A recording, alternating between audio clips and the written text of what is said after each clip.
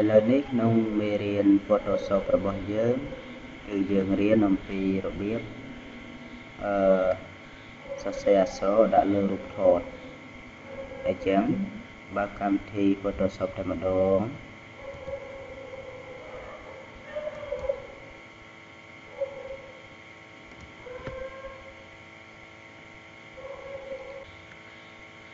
បន្ទាប់ពីយើង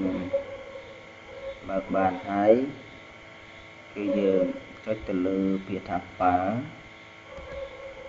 ហើយចុចទៅលើពាក្យថា Open បន្តមកទៀតយើងចុចទៅយករូបភាពដែលយើងចង់បាននៅក្នុងកុំព្យូទ័ររបស់យើង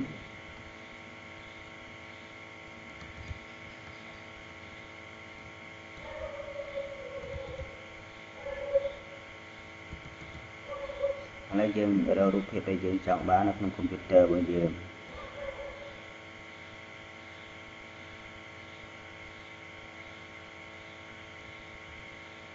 ឥឡូវយើងឃើញរូបភាពមួយនេះហើយចុចពីរដងឲ្យញាត់ទៅលើរូបដែលយើងចង់បាន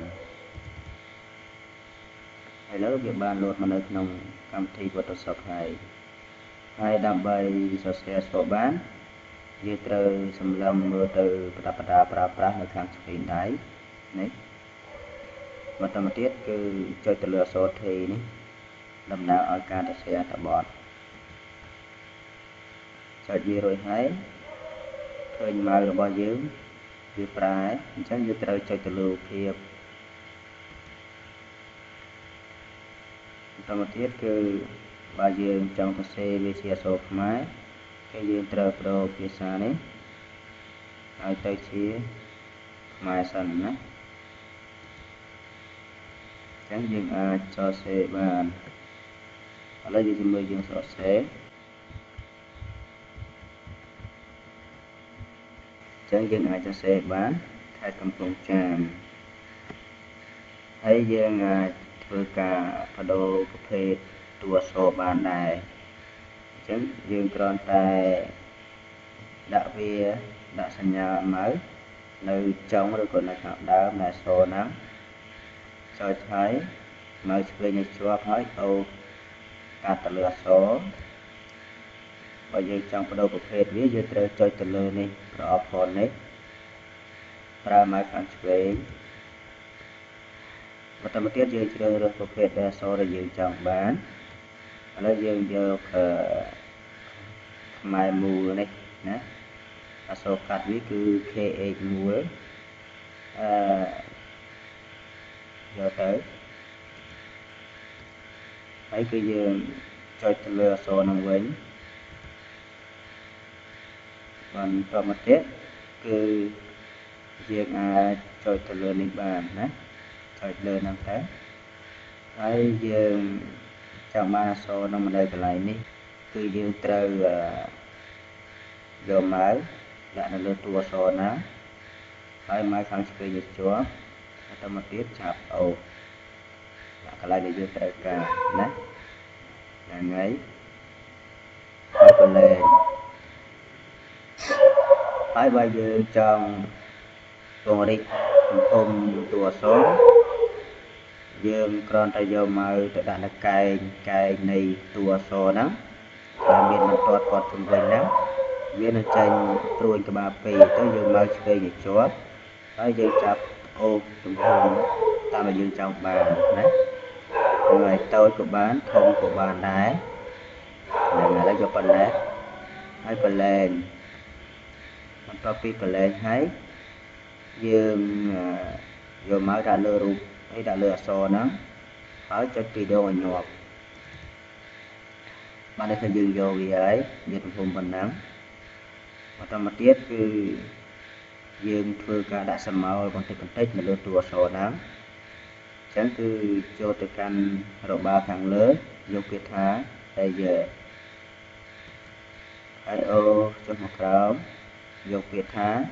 layer style បន្តមកទៀតអូវាមកខាងស្ដាំដៃឲ្យដល់នេះហើយអូចុះមកក្រោមមួយយកពាក្យថា drop shadow ចុចទៅលើពាក្យ drop shadow បន្តមកទៀតគឺយើងអាចមើលឃើញស្រមោលនៅលើតួអក្សររបស់យើងបាន ហើយចំពោះការធ្វើស្រមោលក្រាស់ឬស្រមោលស្ដើងយើងចុះមកសេរីតាមនេះ yes នេះគឺយើងបន្ថយកម្រាស់របស់ស្រមោលឥឡូវយើងจะមើលយើងចាប់នៅលើនេះជាប់ខ្មៅខាងឆ្វេងជាប់ហ្នឹងអូសមកខាងឆ្វេងតែពេលនេះយើងឃើញថាសូរស្រមោលវាគឺលក្ខណៈស្ដើងយើងអូសផុតមកវាក្រាស់ហ្នឹងហើយដល់ពេលយើងចង់ដំឡើងទំហំស្រមោលគឺយើងចុចនៅកន្លែងខ្សែនេះចុចទៅលើនេះជាប់ហើយយើងអូសមកខាងស្ដាំដើម្បីដំឡើងវាបន្តមកទៀតគឺយើងអូសនេះបន្តិចមកបានបើយើងគិតថាយើងចង់បានប៉ុណ្ណឹងគឺយើងចុចទៅលើអូខេនេះហ្នឹងហើយឥឡូវរួចរាល់ហើយយើងសេវវាសាកមើលអញ្ចឹងគឺចុចទៅលើពាក្យថា file បន្តមកទៀតអូចុះមកក្រោមយកពាក្យថា save as អញ្ចឹងយើងសេវវាទុកទៅនៅលើ desktop បន្តមកទៀតគឺយើងជ្រើសរើសគឺកន្លែង format នេះយើងយករូបភាពធម្មតានេះចំណាំវាទុកណាអានថា JPEG បន្តមកទៀតចុចទៅលើពាក្យថា save ទំហំរបស់រូបភាពទាំងអស់នេះគឺ 583.1 គីឡូអញ្ចឹងគឺយើងចុចទៅលើអូខេអញ្ចឹងយើងអាចចុចបិទកម្មវិធី Photoshop បានបិទទៅចុច No ទៀតមកឥឡូវយើងបើករូបភាពដែលយើងបានធ្វើមិញនេះដល់ពេលឥឡូវវាបានចេញមកឲ្យយើងហើយនេះគឺអក្សរដែលយើងបានសរសេរមិញ